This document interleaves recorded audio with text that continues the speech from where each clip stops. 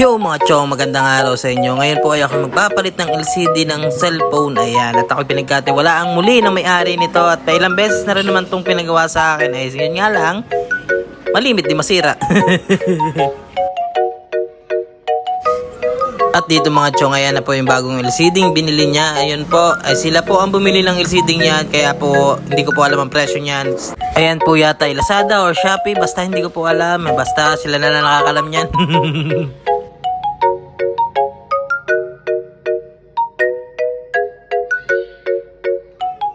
At para naman po mga chong sa mga gusto din magkabit ng LCD, kailangan po muna ninyong linisin yung bawat gilid po ng pinagkabitan po. Gawa po ng pandikit niyan ay nakakawang po yan pag hindi po ninyo tinanggal dahil po tumitigas yan.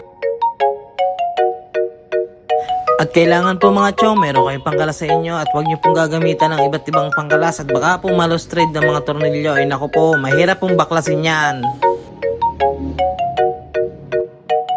At dito mga chong, kinakabit ko na po ang back cover niya para po naman matesting na kung talaga namang umayos na yung cellphone na to. Ay ayan na po, nilalagyan ko na nga po ng tape para hindi kumawang ang kanyang LCD at back housing. Ayan po.